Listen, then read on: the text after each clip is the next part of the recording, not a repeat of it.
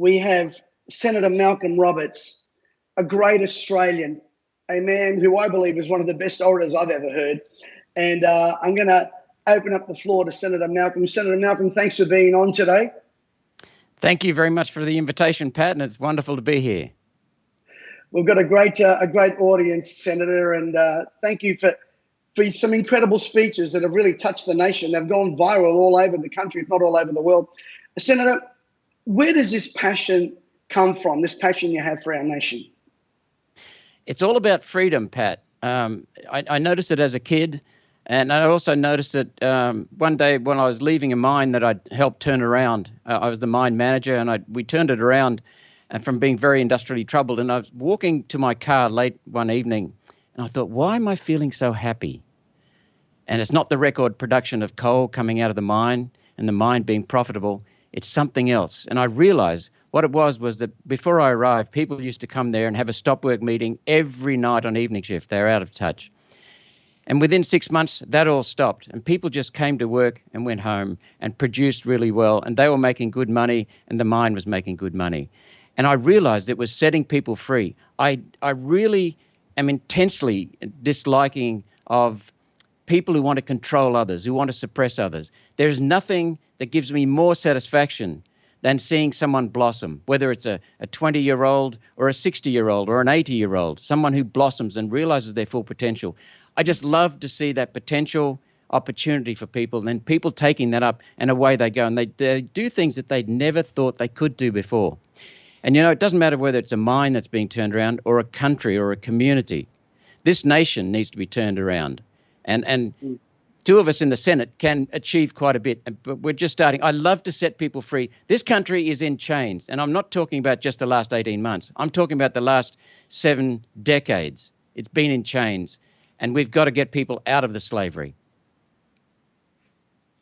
Senator, you talk about freedom a lot, and that word is bandied around a lot. But what does it actually mean? Right now, people don't feel free. There's the classic approach to freedom, which is things like freedom of thought, freedom of belief, freedom of speech, freedom of expression, freedom of exchange, freedom of association, freedom to travel, freedom of movement. These are fundamental things, but I look at it slightly differently. In addition to that, there's freedom in two forms. There's a physical freedom or external freedom or societal freedom. Am I free to move around? Am I free to think? Those things within a society. Is it a controlled society? And then there's the other freedom, the internal freedom. And it doesn't matter what's happening in society because I'm of the universe. And so I can choose to be free regardless. And that's the powerful message that both Buddha gave us and Jesus Christ gave us. That we can be free within ourselves by simply forgiving people. And I don't mean the forgiveness that is commonly taught in some churches or commonly taught in society. I mean real freedom and real forgiveness, true forgiveness, where someone hasn't really done anything wrong. You don't make a value judgment about them. Still needs for that doesn't mean we turn people loose completely to run directly over us, but freedom. Viktor Frankl summarized it really well. He was a prisoner of war in the Nazis, prisoner of war camp, and he realized in that experience that the Nazis could control what he said, they could control what he ate, they could control what he did, but they could not control what he felt. And that was so important. So that's real freedom. But of course, there is also that physical freedom, that societal freedom. So that's what real freedom is to me. Senator Roberts, our governments seem to be getting more and more extreme in their COVID restrictions measures. What do you make of that? And why are they doing this to us? I mean, again, I'm not a conspiracy theorist, although some people say, yeah, you are. Obviously, if you've got another narrative, they throw you in that boat. And we've got a few trolls out there and, we're going to lock in the league, whatever, but I don't want to highlight them. Why our Prime Minister goes to the G7, comes back, and it seems like hell just vomited on our country. These changes, and we were having restrictions placed on us when there was not one, before then, when there was not one person in an ICU ward in hospital. Why and what do you make of it? Why are they doing this to us? Well, the eternal human struggle, both within each of us and within our societies, within our tribes, within our nations, is the control versus freedom. And there has always been, let's step back a minute. If you look at humans, look at yourself, Pat. We are very caring. We are honest. But there are some people who exploit that, and they're the people who are trying to control. There's the eternal battle between control versus freedom. And people have done that. They used to have slaves so that they could live off those people's effort. They used to exploit people with low wages. They could make a profit off that. And so people have tried to exploit, a few people have tried to exploit others since the dawn of human civilization. And what you can see eventually is that wherever there is control, beneath control, there is fear. Now, these people who are trying to control us, they work at a different level. They work at a global level, and they control the people at a national level. The leaders, for want of a better word, they're not leaders. They're being pushed. But what they're doing is they're trying to control people. And people try to control for two reasons, basically: money and power. And what we can see around the world is an enormous control apparatus. If you look closely, you can see it. But if you don't look at, most people can't see it. It's very subtle, it's hidden, it's come in gradually, and people get conditioned to these gradual changes. And they accept them after a while, and they don't even know they're doing that. So what we've got is an enormous control apparatus that is seeking to control people in our society. And which one of the beautiful things with this, I hate to say beautiful word, but one of the beautiful things that might emerge from what's going on right now with these restrictions, Pat, is that people can start to see we're being controlled. This is quite clear.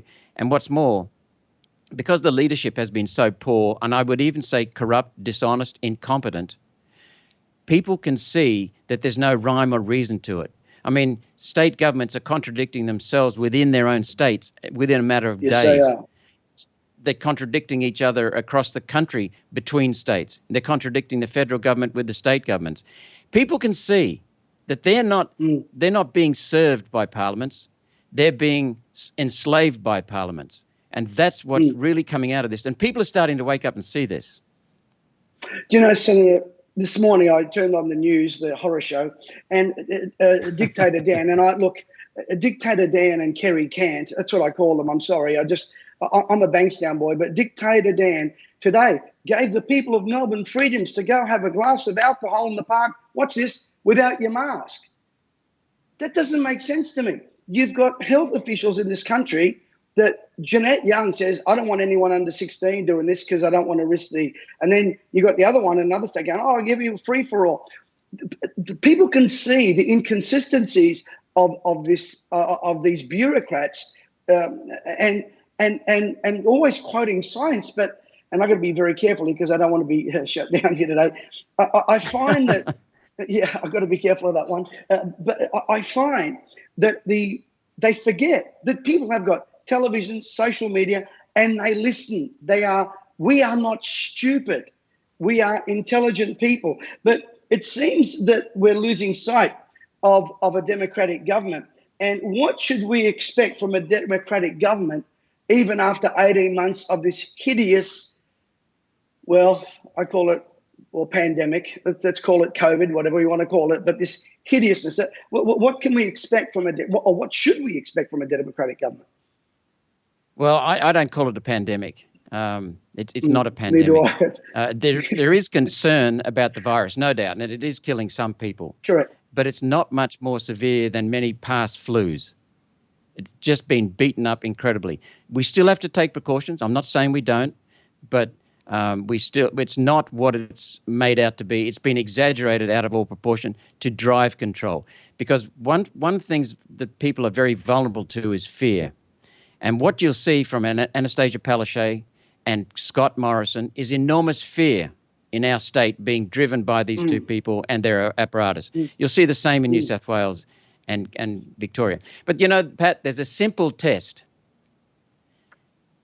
In totalitarian governments, under dictators, The people are afraid of the government. So under dictatorships, the people are afraid of government. In controlled societies, the people are afraid of government. Now, you just said that you were afraid of being taken off the air and being shut down. In a democratic society, in a true democracy, the governments are afraid of the people. Correct. What it shows here is that under the current system, sorry, I shouldn't say the word system, under the current way Parliament operates, the system is fine. It's just been abused. Under the current parliamentary way Parliament operates, parliaments are not being accountable to the people, and parliaments are not holding the government accountable. So governments are running roughshod. And if you look at it, Pat, Labor and Liberal are like two peas in a pod. It's Absolutely. a duopoly. And if you look at their policies, there's so little difference between them. And so what you see in that sense is a duopoly. Wherever you see a monopoly or a duopoly, you eventually see fat, lazy people not thinking, not challenging themselves, because they feel secure in what they're doing. And look, Pat, it's so obvious. When I've been in the Senate now about 3 years, and it's so obvious. The people in Parliament, generally speaking, are not the least bit scared of the people. Not the least bit. They're contemptuous of the people, most of them. They're terrified of their party because they won't get pre-selection next time if they step out of line. Who controls the parties? A few backbrokers, a few backroom power brokers, a few vested interests, a few donors, a few internationalists, globalists, corporate elites. These are the people who control our parliaments, and that is why they don't hold the governments accountable, because the governments are doing the bidding for these people. That is abundantly clear. And what we've got to do is we've got to get people to see that and take note, because, what's happening now is parliaments are controlling people. The people are serving the parliaments. We've got to turn that around, get it back to the way it was, and that is the parliament serving the people. So I don't see any hope in these governments turning this around. But I do see hope, enormous hope, in the people waking up and really saying, hell, from now on, I'm going to vote at every election, and I'm going to vote for strength of character. Absolutely. I'm going to vote for candidates with strength of character. I'm going to vote for candidates with decent values and candidates who have got decent policies. I'm not just going to swallow this rubbish from the two tired old parties. And you're one of those wonderful candidates, Senator, and you're a great Australian. Last question. Oh, by the way, I was having a bit of a chuckle. I nearly jumped in. I said, Senator Malcolm, you sound like a conspiracy theorist. but if your narrative is different to the mainstream, you're a conspiracy theorist, only because we think. But Senator Malcolm, last question. Pat, can I just mention a point there? When they label you as a Islamophobe, a racist, a misogynist, what else? Racist, whatever conspiracy theorists, whenever they put a label on you, I just say, well, thank you, mate. You've just confirmed that you haven't got the data and a logical, coherent argument to defeat my argument. You have just confirmed that my argument wins. Thank you very much. I love you, Senator. Malcolm, we're on the verge of a two-tier society, those that are vaxxed and those that aren't. Can this work? And what's your message to Australia? We've got a federal election coming up. What's your message to Australia? It can't work. The vaccine prisons can't work. That's my term for vaccine passport, because vaccine prisons are not a passport. Correct. They're a restriction. They're to keep people trapped. And they're used to coerce people into getting the vaccine because they don't want it. Now, we've got vaccines here that people don't want. Many people who've been vaccinated have said they've done it reluctantly because of the coercion.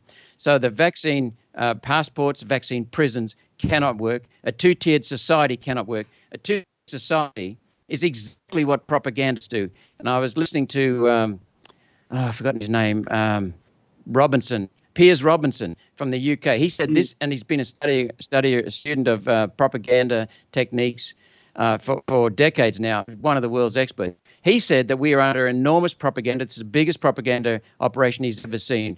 Propaganda ultimately aims to get two people pitted against each other, two groups against each other, and that's what's going on, the vaccinated versus the unvaccinated. Most of the vaccinated don't really care if someone's unvaccinated. Most of the unvaccinated don't care if someone else is vaccinated. No. We need to have decent medicines that are proven and just let people make their own choice. Now, my message to Australia, the first thing is, voters, get off your backsides, think about what you're doing, and change this Correct. parliament so that the parliament serves the people. Second thing is, look after families, because the government is just a pretense at caring for people. It doesn't. The real care, the real security, the real health comes from strong families. And the third message is, go out and appreciate what we have in ourselves as well as our country. The potential in Australia is just enormous. And the potential within each of us, after years of being dumbed down and told we're stupid, ignorant, uncaring, irresponsible, the potential in each of us is huge. Just go out and appreciate and pray for the future of ourselves and of our country and our communities. Thank you, Senator. I know you're a busy man, and thank you for giving us some of your precious time. You're a true Australian, well, to me, a hero, and thank you for the inspiration. If we could all thank Senator Malcolm, that'd be great. A virtual clap to you, Senator. Thank you so much. And hey, get out there and get behind Senator Malcolm. Now, where can we find you? Where can we find you online, Senator? Where can we find those speeches? MalcolmRobertsQLD.com.au. We are going to find you. Thank you, sir, and God bless you. Thank you very much, Pat. Keep doing your wonderful work, mate. Thank you.